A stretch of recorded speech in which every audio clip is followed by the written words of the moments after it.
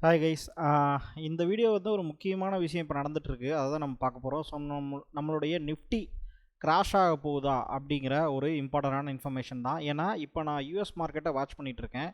US market வந்து almost பார்த்தீங்கன்னா structural break down வந்து நடந்திருக்கு. டெக்னிக்கலாக வந்து பார்த்தீங்கன்னா ப்ரைஸ் ஆக்ஷனில் ஸ்ட்ரக்சரல் பிரேக் டவுன் வந்து ஏற்கனவே நடந்தது. அது வந்து கண்டினியூ ஆகி கன்ஃபர்மேஷன் ஆகிருக்கு. அதாவது வந்து டோ ஜோன்ஸ் இண்டஸ்ட்ரியல் ஆவரேஜ் எடுத்துக்கிட்டிங்கன்னா உங்களுக்கு வந்து ஆல்ரெடி பார்த்தீங்கன்னா ஒரு ஸ்ட்ரக்சரல் பிரேக் டவுன் நடந்து மார்க்கெட் வந்து பீரிஷில் இன்றைக்கி வந்து இப்போ மார்க்கெட் வந்து கிட்டத்தட்ட -1% வந்து ஆல்ரெடி டவுனில் ரன் ஆகிட்டு இருக்கு. S&P 500 -1.4% வந்து டவுன் ஆயிடுச்சு. S&P 500ம் அதோடைய ஆல் டைம் ஹை டாப்லேருந்து வந்து பார்த்தீங்க அப்படின்னா இப்போ எக்ஸாம்பிள் இப்போ லாஸ்ட் எடுத்த ஹையிலிருந்து கிட்டத்தட்ட இப்போ இருக்க ட்ரேடான ப்ரைஸ் கிட்டத்தட்ட 2.57% வந்து டவுனில் ட்ரேட் ஆகிட்டுருக்கு. இப்போது நாஸ்டாக் பார்த்தீங்கன்னா பயங்கரமாக கிராஷ் ஆகிருக்கு. ஆல் டைம் ஹையிலிருந்து நாஸ்டாக் வந்து பார்த்தீங்கன்னா கிட்டத்தட்ட இப்போ ட்ரேட் ஆகிட்டு இருக்கிற ப்ரைஸ் வந்து 7%, அதாவது கிட்டத்தட்ட 8%க்கு வந்து கிராஷ் ஆகிருக்கு.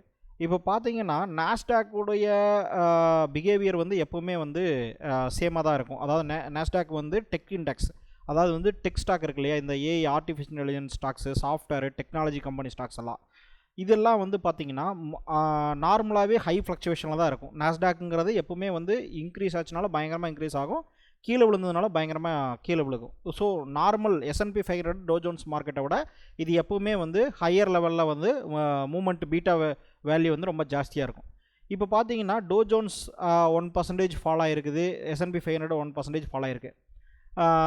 நம்மளுடைய மார்க்கெட்டும் பார்த்திங்கன்னா இன்றைக்கி வந்து ஒரு -5% வந்து 0.5% வந்து ஃபால் ஆகிருக்கு. இப்போ இதுக்கான காரணம் என்ன அப்படின்னு பார்த்தீங்கன்னா, நம்ம ஏற்கனவே சொல்லியிருந்தோம், ஈரான் யூஎஸுடைய வார் வந்து திருப்பியும் ரீஸ்டார்ட் ஆகி திருப்பியும் வந்து அது பழைய மொமெண்டம்க்கு வந்து உட்காந்துருக்குது. அதோடைய இம்பேக்ட் வந்து பார்த்திங்கன்னா ஆயில் மார்க்கெட்டு வந்து அதுக்கு ப்ரூஃபாக வந்து கிளியராக பார்த்தீங்கன்னா பழைய ஆயில் மார்க்கெட்டு என்ன ப்ரைஸ் வந்தால் நமக்கு வந்து ஒரு டிஃபிகல்ட் சுச்சுவேஷன் இந்தியாவுக்கு வருமோ அதே மாதிரி ஆயில் மார்க்கெட் வந்து கிட்டத்தட்ட $100 டச் ஆயிடுச்சு. ஸோ இப்போ ஆயில் மார்க்கெட்டுடைய சுச்சுவேஷன் பார்த்தீங்கன்னா கிளியராக தெரியும். மார்க்கெட் வந்து கிட்டத்தட்ட 72லேருந்து ஜம்ப் ஆகி 100க்கு வந்து உட்காந்துருக்குது. ஆல்ரெடி ஏகப்பட்ட ஸ்ட்ரக்சரல் பிரேக் டவுன் நடந்தாச்சு. ஸ்ட்ரக்சரல் பிரேக் டவுன் எல்லாமே நடந்து கிளியர் புல்லிஷ் மூமெண்டம் கிளியராக வந்து பார்த்திங்கன்னா ஆயில் மார்க்கெட் வந்து ஜம்ப் ஆகிருக்கு. நம்மளுடைய ஆயில் மார்க்கெட்டுடைய ஆல் டைம் ஹை பார்த்திங்க அப்படின்னா கிட்டத்தட்ட $118. இப்போது $100 டச் ஆயிடுச்சுனாலே நம்மளுடைய ஜிடிபியில் ஒரு ப்ரெஷர் வந்து பில்ட் ஆக ஆரம்பிச்சிடும். யூஎஸ்லேயுமே வந்து இன்ஃப்ளேஷன் ப்ரெஷர் வந்து பில்ட் ஆக ஆரம்பிச்சிடும். அதே மாதிரி பார்த்திங்க அப்படின்னா நம்மளுடைய ஜிடிபியில் வரக்கூடிய ப்ரெஷர் வந்து எந்த அளவுக்கு இருக்குன்னா $100 டச் பண்ணால் கிட்டத்தட்ட ஒரு 0.2%, 0.25% வந்து ஜிடிபியில் ஒரு ப்ரெஷர் வந்து பில்ட் ஆகிறதுக்கு உண்டான சான்சஸ் இருக்குது.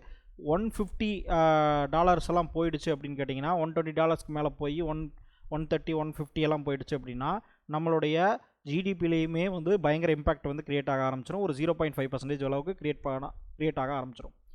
ஸோ இப்போ வந்து பார்த்திங்கன்னா இதுதான் இப்போது நடந்திருக்கு. இது வந்து ஒரு ஆயில் மார்க்கெட்டுடைய இம்பார்ட்டன்ட் சுச்சுவேஷன். அதே மாதிரி பார்த்திங்கன்னா யூஎஸுடைய பாண்டு மார்க்கெட்டுடைய சிம்டம்ஸ், அதாவது எவிடன்ஸ், நம்ம ஒவ்வொரு எவிடன்ஸாக கலெக்ட் பண்ணுவோம். நம்ம எப்பவுமே பார்த்திங்கன்னா எவிடன்ஸ் பேஸ்டு திங்கிங் அப்படிங்கிறத நான் சொல்லியிருக்கேன். ஸ்டாக் மார்க்கெட்டில் நம்ம ட்ரேட் பண்ணும்போதோ இன்வெஸ்ட் பண்ணும்போதோ எவிடன்ஸ் பேஸ்டு திங்கிங் அப்படிங்கிறத நான் சொல்லியிருக்கேன். எவிடன்ஸ் பேஸ்டு திங்கிங்னா என்னென்னா, நீங்கள் எடுத்தோடனே ஒரு கன்க்ளூஷனுக்கு போகாமல் நமக்கு அந்த கன்க்ளூஷனுக்கு சப்போர்ட் பண்ணக்கூடிய எவிடன்ஸ் என்ன இருக்குது, அதுக்கு அப்போசிங் எவிடன்ஸ் என்ன இருக்குதுன்னு ரெண்டையுமே ரேஷ்னலாக நம்ம பார்க்கணும். நம்மளுடைய சப்போர்ட்டிங் எவிடன்ஸ் வந்து என்ன அப்படின்னா, மார்க்கெட் கிராஷ் ஆகிறதுக்கான சப்போர்ட் எவிடன்ஸ், கிராஷ்னால் எவ்வளோ ஆகுங்கிறத நான் சொல்கிறேன். இப்போ வந்து பார்த்தீங்க அப்படின்னா கிட்டத்தட்ட $100, அதாவது $100 வந்து ஆயில் மார்க்கெட் வந்து கிராஸ் ஆயிடுச்சு. இது வந்து பார்த்தீங்கன்னா கிளியராக கிட்டத்தட்ட ஒரு 10-20 நாளாகவே பயங்கரமான இம்ப்ரூவ்மெண்ட்டில் மார்க்கெட் இருக்குது, அதாவது ஆயில் மார்க்கெட்டு. இது வந்து கிளியராக யூஎஸ் ஈரான் வார் சுச்சுவேஷனுடைய ஒரு இம்பேக்டை வந்து நமக்கு காமிக்குது. இது ஒரு இம்பார்ட்டண்டான எவிடன்ஸ். ரெண்டாவது பார்த்திங்க அப்படின்னா யூஎஸுடைய பாண்டு மார்க்கெட். யூஎஸுடைய பாண்டு மார்க்கெட்டை நம்ம ஏன் பார்க்குறோன்னா, ஃபெடரல் ரிசர்வுடைய இன்ட்ரெஸ்ட் ரேட்டை வந்து இன்க்ரீஸ் பண்ண போகிறாங்களா அப்படிங்கிற ஒரு இன்க்ரீஸ் தான் பண்ணி தான் ஆகணும், பண்ணுறதுக்கான பாசிபிலிட்டி தான் இருக்குது அப்படிங்கிறத வந்து ஏற்கனவே நமக்கு தெரிஞ்சது தான். ஆனால் ஏன் இந்த ரீசெண்ட் டேஸில் வந்து இன்ட்ரெஸ்ட் ரேட்டை பற்றி பெருசாக இன்க்ரீஸ் பண்ணலைன்னா, இப்போ புதுசாக ஜாயின் ஆகிருக்கக்கூடிய ஃபெட்டுடைய சேர்மன் அவர் வந்து என்ன சொல்கிறாரு அப்படின்னா, இன்ட்ரெஸ்ட் ரேட்டை இப்போதைக்கு இன்க்ரீஸ் பண்ண வேண்டிய அவசியம் இல்லை. அதாவது இந்த வருஷம் 2026 இன்னொரு 6 மாதம் இருக்குன்னா அது வரைக்கும் இன்க்ரீஸ் பண்ண வேண்டிய அவசியம் இல்லை அப்படின்னு சொல்கிறாரு. ஏன் அப்படின்னா 2026 பொறுத்த வரைக்கும் ஜாப் மார்க்கெட்டுடைய டேட்டா வந்து யூஎஸில் ஸ்ட்ராங்காக இருக்குது அப்படிங்கிற அந்த டேட்டா ரிலீஸ் ஆச்சு. அந்த டேட்டா வச்சுக்கிட்டு என்ன பண்ணிட்டாங்க, ஜாப் மார்க்கெட் ஸ்ட்ராங்காக தான் இருக்குது, அதனால் இன்ஃப்ளேஷன் வந்து ப்ராப்ளம் கிடையாது, இன்ஃப்ளேஷனை வந்து கண்ட்ரோல் பண்ணோட்ட பெரிய ரிஸ்கில் இல்லை, அதனால் நம்ம வந்து இதை வந்து இப்படியே நம்ம வந்து கண்டினியூ பண்ணலாம் அப்படிங்கிற மாதிரியான ஒரு சிம்டம்ஸ் அவர் கொடுத்தாரு பேச்சில். ஸோ அந்த ஒரு ரீசன்னால் வந்து பார்த்தீங்கன்னா யூஎஸ் மார்க்கெட்டில் வந்து பாண்ட் மார்க்கெட் வந்து பெருசாக ரியாக்ட் ஆகலை. ஆனால் இப்போ ஆயில் மார்க்கெட் கிளியராக இன்க்ரீஸ் ஆகி திருப்பி வார் சிச்சுவேஷன் வந்ததுனால இன்ஃப்ளேஷன் எகெயின் ப்ராப்ளம் வரும், அப்படிங்கிற இன்ஃப்ளேஷன் கண்டிப்பாக இன்க்ரீஸ் ஆகுங்கிற ஒரு கட்டாயத்துக்கு வந்து மார்க்கெட் தள்ளப்பட்டிருக்குங்கிறது வந்து இன்வெஸ்டருக்கு தெரியும். அப்போ ஆட்டோமேட்டிக்காக அவங்க என்ன பண்ணுறாங்கன்னா பாண்டை பூரா செல் பண்ணுறாங்க. ஏன்னா இப்போ இருக்கக்கூடிய இன்ட்ரெஸ்ட் ரேட்டு யூஎஸ்னுடைய 4.3%, 4.7% யூஎஸுடைய இன்ட்ரெஸ்ட் ரேட் வந்து பார்த்திங்கன்னா இன்வெஸ்டருக்கு சரியாக பட்டு வரல. ஏன்னு கேட்டிங்கன்னா கண்டிப்பாக இன்ட்ரெஸ்ட் ரேட்டை இன்க்ரீஸ் பண்ண தான் போகிறாங்க. அதனால் இப்போ இருக்கிற இன்ட்ரெஸ்ட் ரேட்டை பாண்டு ஹோல்டிங்கோட இனிமேல் ஃப்யூச்சரில் வரக்கூடிய பாண்டு வந்து இன்ட்ரெஸ்ட் ரேட் ஜாஸ்தியாக கொடுக்கும், அதனால் இப்போ செல் பண்ணலான்னு சொல்லி எல்லோரும் செல் பண்ண ஆரம்பிச்சிட்டாங்க. ஓகேங்களா, இதுதான் வந்து ஃபஸ்ட்டு விஷயம். இப்போ செல் பண்ணுறத வந்து எகெயின் வந்து ரீபேலன்சிங் பண்ணுறதுக்காக ஒரு சில பேர் பை பண்ணுவாங்க. ஏன்னா ஏற்கனவே இப்போ இன்ட்ரெஸ்ட் ரேட் ஈல்டு வந்து ஜாஸ்தியாகும் செல் பண்ணுறதுனால. அப்போ அந்த ஈல்டுக்கு வந்து ரீபேலன்சிங் பண்ணுறதுக்காக கொஞ்சம் பேர் பை பண்ணுவாங்க பாண்ட் மார்க்கெட்டில், அது வந்து ப்ராப்ளம் கிடையாது. ஆனால் பாண்டை வாங்கி அதிக லெவலில் ஹோல்டிங் பண்ணி வச்சுருக்கிறவங்க வந்து பார்த்திங்க அப்படின்னா அவங்களுக்கு அந்த இன்ட்ரெஸ்ட்டை சாட்டிஸ்ஃபைடு இல்லைங்கிறதுனால அவங்க வந்து செல் பண்ணுறாங்க. ஏன்னா ஃபியூச்சர் பாண்டோட இன்ட்ரெஸ்ட் ரேட் அதிகமாகறதுனால. இப்போ என்ன ஆகும் அப்படின்னு கேட்டிங்கன்னா, அப்படி பண்ணாங்க அப்படின்னா ஆட்டோமேட்டிக்காக இன்ட்ரெஸ்ட் ரேட்டை வந்து அவங்க அதிகமாக எதிர்பார்க்குறாங்க அப்படிங்கிற ஒரு எவிடன்ஸ், இன்னொரு எவிடன்ஸ் நமக்கு கிடைக்கிது. அப்போது ஆட்டோமேட்டிக்காகவே இன்ட்ரெஸ்ட் ரேட் இன்க்ரீஸ் பண்ணி தான் ஆகணுங்கிற சுச்சுவேஷன் வந்துச்சு அப்படின்னா ஆட்டோமேட்டிக்காகவே ஸ்டாக் மார்க்கெட் வந்து அதோடைய வேல்யூஷன் கம்மியாகும், டவுன் ஆக ஆரம்பிச்சிடும். யூஎஸ் மார்க்கெட்டில் இது நடக்கும். யூஎஸில் வந்து இன்ட்ரெஸ்ட் ரேட்டை இன்க்ரீஸ் பண்ணிட்டாங்கன்னா ஆட்டோமேட்டிக்காக எகெயின் வந்து இந்தியன் மார்க்கெட்டில் எஃப்ஐஐ செல் பண்ணவங்க இன்னும் அதிகமாக செல் பண்ணி வெளியே போக ஆரம்பிச்சிடுவாங்க. ஏன்னா அது வந்து அவங்களுக்கு ரிட்டர்ன் கொடுக்கக்கூடிய சூழ்நிலை வந்து ஜாஸ்தியாக இருக்கும். யூஎஸில் வந்து கிளியராக ஜாஸ்தியான ரிட்டர்ன் கிடைக்கும், அதனால் அவங்களும் மூவ் பண்ண ஆரம்பிப்பாங்க. மூணாவது எவிடன்ஸ் என்ன அப்படின்னு கேட்டிங்கன்னா, எகெயின் வந்து பார்த்திங்கன்னா நம்மளுடைய கரன்சி மார்க்கெட் மேலே ப்ரெஷர் வர ஆரம்பிக்கும். இப்போவே ஆயில் ப்ரைஸ் இன்க்ரீஸ் ஆகும்போது நம்ம யூஎஸ் டாலர் அதிகமாக வாங்க வேண்டியது வரும். ஏன்னா நம்ம வந்து ஆயிலை வந்து யூஎஸ் டாலரில் தான் வாங்குகிறோம், எல்லா நாடுமே ஆயிலை வந்து யூஎஸ் டாலரில் தான் வாங்கி ஆகணுங்கிறதுனால யூஎஸ் டாலருடைய மதிப்பு இன்க்ரீஸ் ஆகும், நம்மளுடைய மதிப்பு குறையும். இப்போ அதுவுமே வந்து யூஎஸ் டாலர் ஐஎன்ஆருடைய ரேட்டு பார்த்திங்க அப்படின்னா திருப்பி ஆல் டைம் ஹை வந்து கிட்டத்தட்ட ஒரு 97 ரூபா 35 பைசான்னு வச்சுக்கோங்க. இப்போ ஆல்ரெடி 97 ரூபா 17 பைசாக்கு வந்துருச்சு. ஸோ கிளியராகவே அதோடைய ட்ரெஜெக்டரியும் பார்த்திங்க அப்படின்னா 94லேருந்து 97க்கு கிளியராக மார்க்கெட் வந்து என்ன ஆகிட்டு இருக்கு, மூவ் ஆகிட்டுருக்கு. இது பிரேக் பண்ணிச்சு 102 100 மேலெலாம் போச்சு, இல்லை 100 கிட்டத்தெல்லாம் போச்சுன்னா எஃப்ஐஐக்கு வந்து பார்த்திங்கன்னா ரிட்டர்னே கிடைக்காது, அவங்க வந்து இன்னுமே செல் பண்ண ஆரம்பிச்சிருவாங்க.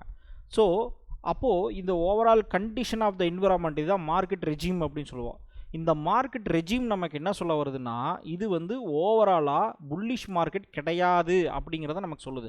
அப்போ பியரிஷ் மார்க்கெட் தானா அப்படின்னு கேட்டிங்கன்னா இப்போதைக்கு ஷார்ட்டஸ்ட் பீரியட் ஆஃப் டைமில் பியரிஷ் மார்க்கெட் தான். ஏன்னா இந்த ஆயில் வார் வந்து எந்த அளவுக்கு திருப்பி இன்க்ரீஸ் ஆகும் போகுதுங்கிறது தெரியாது. ஆனால் பழைய நிலைமைக்கு வந்து ப்ரெஷர் வந்திருக்கு அப்படிங்கிறது வந்து ஆயில் மார்க்கெட் திருப்பியும் பழைய லெவலுக்கு வந்து ஏறினதை பார்த்தாலே தெரியுது. ஓகேவா, இதுதான் வந்து நீங்கள் புரிஞ்சிக்க வேண்டிய விஷயம். இப்போ வந்து பார்த்தீங்கன்னா நம்மளுடைய நிஃப்டிக்கு வருவோம். நிஃப்டி வந்து எந்த அளவுக்கு பாசிபிலிட்டி இருக்குன்னு கேட்டிங்கன்னா, நிஃப்டி வந்து திருப்பியும் 20,400 20,200 வேல்யூஷனில் வரதுக்கு உண்டான வாய்ப்புகள் இருக்குது. ஏன் அப்படி நான் சொல்கிறேன்னா, இப்போ நான் ஏற்கனவே சொல்லியிருந்தேன் 24,400க்கு மேலே மார்க்கெட் போகாது அப்படின்னு. ஸோ எதை வச்சு நான் சொல்லியிருந்தேன் அப்படிங்கிறத ப்ரீவியஸ் வீடியோஸ் எல்லாம் பார்த்தவங்களுக்கு நல்லா புரிஞ்சிருக்கும்.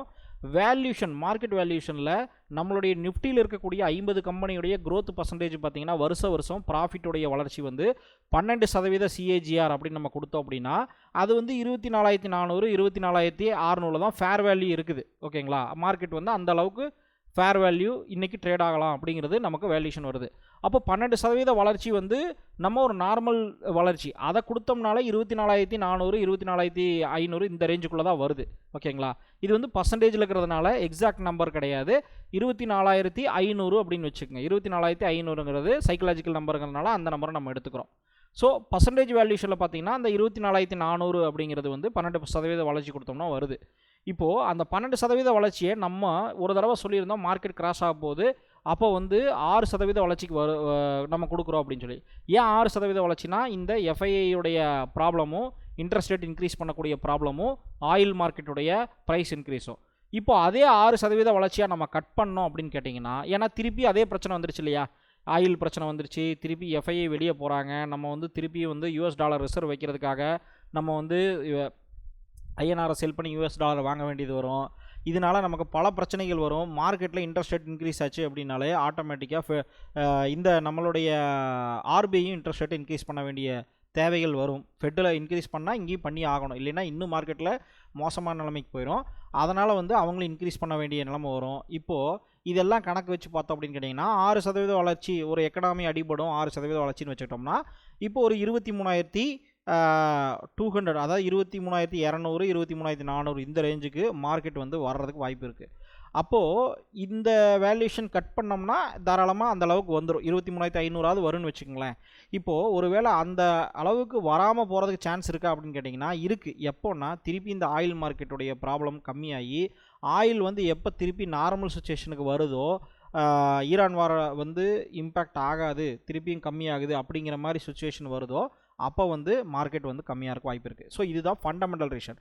டெக்னிக்கலாக பார்த்தீங்க அப்படின்னா, நான் ஆல்ரெடி வந்து பார்த்தீங்கன்னா டெக்னிக்கலாக ப்ரைஸ் ஆக்ஷனை லேர்ன் பண்ணுறதுக்கு கம்ப்ளீட்டாக கோர்ஸ் வந்து நான் கொடுத்துருக்கேன் அப்படிங்கிறது உங்களுக்கு எல்லாமே தெரியும்.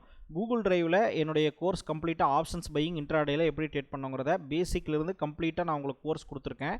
இந்த கூகுள் டிரைவுடைய கோர்ஸோடைய ப்ரைஸ் வந்து பார்த்தீங்கன்னா 2500. இதை பற்றின டீட்டெயில்டு வீடியோவையும் நான் இந்த வீடியோவுடைய லிங்க் அண்ட் டிஸ்கிரிப்ஷனில் ஷேர் பண்ணுறேன்.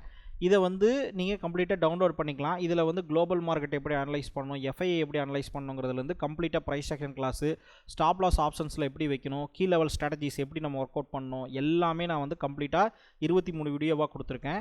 இதில் பார்த்தீங்கன்னா ஃபஸ்ட்டு 20 வீடியோ தான் கொடுத்துருந்தேன், அதுக்கப்புறம் 19 வீடியோ கொடுத்துருந்தேன். அதுக்கப்புறம் பார்த்தீங்கன்னா again new videos 20, 21, 22 stop loss strategies இதெல்லாமே ஆட் பண்ணியிருக்கேன். ஸோ இனிமேலும் வந்து புதுசாக வீடியோஸ் வந்ததுனாலுமே நம்ம இதில் ஆட் பண்ணிடுவோம். இது கூடயே ரிலேட்டட் வீடியோ இருந்துச்சுன்னா இதை நான் ஆட் பண்ணிடுவேன். ஸோ நீங்கள் கிளியராக வந்து என்ன பண்ணலாம் அப்படின்னு கேட்டிங்கன்னா, இதை கம்ப்ளீட்டாக வாட்ச் பண்ணிங்கன்னா உங்களுக்கு பேசிக் பிகினர்லேருந்து உங்களுக்கு ட்ரேட் பண்ணுற லெவலுக்கு தேவையான எல்லா ஸ்கில்லுமே கிடைக்கும். நீங்கள் வேணும்னா செக் பண்ணி பாருங்கள். இந்த கோர்ஸை பற்றின டீட்டெயில் டிஸ்கிரிப்ஷனில் வந்து வீடியோவும் கொடுத்துருக்குறேன். ஸோ நெக்ஸ்ட் வீடியோவில் நம்ம பார்ப்போம். ப்ரைஸ் ஆக்ஷனை வச்சு நீங்கள் ட்ரேட் பண்ணுங்கள். ஏன்னா ஃபண்டமெண்டலுடைய ரியாக்ஷன் என்னங்கிறது நமக்கு ஆல்மோஸ்ட் தெரியும். ஆனால் ப்ரைஸ் ஆக்ஷனை வச்சு மட்டும்தான் நம்மளால் லெவல்ஸை கண்டுபிடிச்சி ட்ரேட் பண்ண முடியும். ஸோ அதை வந்து நீங்கள் கற்றுக்கிட்டிங்கன்னா தான் லெவல்ஸை கண்டுபிடிச்சி ட்ரேட் பண்ண முடியும். இல்லைனா ஒரு இன்வெஸ்டராக இருந்தீங்கன்னா ஒரு இப்போதைக்கு பர்ஸ்பெக்டிவில் நம்ம வந்து செல் பண்ணலாமா பை பண்ணலாமாங்கிறதுக்கு நம்ம இந்த சொன்ன ஃபண்டமெண்டல் இன்ஃபர்மேஷன் வந்து யூஸ் ஆகும்.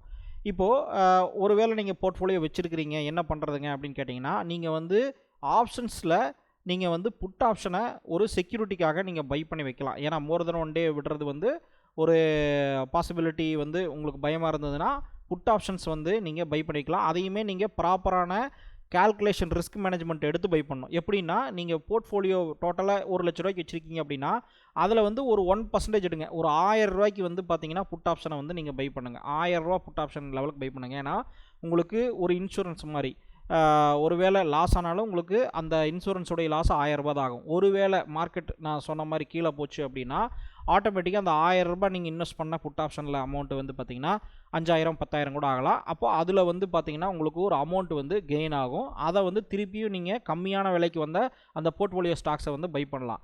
இது எப்பவுமே நான் சொல்கிறது எப்படி ஒர்க் ஆகும்னு கேட்டிங்கன்னா, நீங்கள் போர்ட்ஃபோலியோவில் வாங்கிக்கக்கூடிய ஸ்டாக்ஸ் வந்து ஃபஸ்ட்டு நீங்கள் ப்ராப்பராக ஃபண்டமெண்டல் அனலைஸ் பண்ணி லாங் டேர்ம் இன்வெஸ்டிங்க்கு வேல்யூஷன் பண்ணி வாங்கியிருக்கணும். இந்த சூழ்நிலையில் நான் என்ன சொல்கிறேன்னா, அதிகமான டெப்ட் இருக்கிற கம்பெனியை சூஸ் பண்ணாதீங்க. ஏன்னா இன்ட்ரெஸ்ட் ரேட் இன்க்ரீஸ் பண்ணாங்க அப்படின்னா டெப்ட் ப்ரெஷர் இருக்கிற கம்பெனிஸ் வந்து கண்டிப்பாக இன்ட்ரெஸ்ட் ரேட் ஜாஸ்தியாகும் போது அவங்களுடைய ப்ராஃபிட்டபிலிட்டி அடிபடும். அதனால் ஃபஸ்ட்டு ப்ரிஃபரன்ஸ் வந்து டெப்ட் அதிகமாக இருக்கிற கம்பெனிஸை சூஸ் பண்ணாதீங்க அப்படின்னு நான் சொல்கிறேன். அதே மாதிரி இன்ட்ரெஸ்ட் ரேட் அதிகமாகும் போது வீக் ஆகக்கூடிய செக்டர்ஸ் அதை சூஸ் பண்ணாதீங்க. அப்போ மேக்ஸிமம் பார்த்தீங்கன்னா பேங்கிங் செக்டர் மட்டும்தான் பெனிஃபிட்டாக இருக்க ஒரே வாய்ப்புகள் இருக்குது. ஆனால் அந்த பேங்கிங் செக்டருமே வந்து பார்த்திங்கன்னா இந்த மாதிரியான இன்ட்ரெஸ்ட் ரேட் அதிகமாச்சுன்னா அதுக்கும் பல சின்ன சின்ன ப்ராப்ளம் வரலாம். ஆனால் பேங்கிங் ஸ்டாக்ஸில் பெஸ்ட்டு வேல்யூஷன் இருக்கிற கம்பெனிஸ் வேணால் நீங்கள் வந்து செக் பண்ணி பாருங்கள். ஸோ இதெல்லாம் பண்ணி நீங்கள் போர்ட்ஃபோலியோ பில்டு பண்ணியிருந்தீங்கன்னா உங்களுக்கு வந்து ப்ராப்ளம் இருக்காது. நீங்கள் வந்து இப்போ டவுன் ஆனாலுமே உங்களுக்கு வந்து அது பையிங் ஆப்பர்ச்சுனிட்டி தான் லாங் டேர்ம் இன்வெஸ்டருக்கு. ட்ரேடருக்கு வந்து பார்த்திங்கன்னா இது ஒரு நல்ல ஷார்ட் செல்லிங் ஆப்பர்ச்சுனிட்டி. ஆனால் ஷார்ட் செல்லிங்கை கவனமாக பண்ணுங்கள். ஏன்னா நீங்கள் பை சைடு நின்னீங்கன்னா கூட ப்ராப்ளம் கிடையாது. மோர் தென் ஒன் டே நான் சொல்கிறேன், பை சைடு நின்னீங்கன்னா கூட ப்ராப்ளம் கிடையாது. ஏன்னா over the longest period of time market வந்து மேலே தான் போகும். ஆனால் ஷார்ட்டஸ்ட் பீரியட் ஆஃப் டைமில் நீங்கள் ஷார்ட் செல்லிங் பண்ணுறீங்கன்னா ப்ராப்பராக ப்ரைஸ் ஆக்ஷனை யூஸ் பண்ணி பண்ணுங்கள். அப்போ தான் உங்களுக்கு வந்து பெஸ்ட் ரிசல்ட் கிடைக்கும். ஸோ நெக்ஸ்ட் வீடியோவில் நம்ம பார்ப்போம்.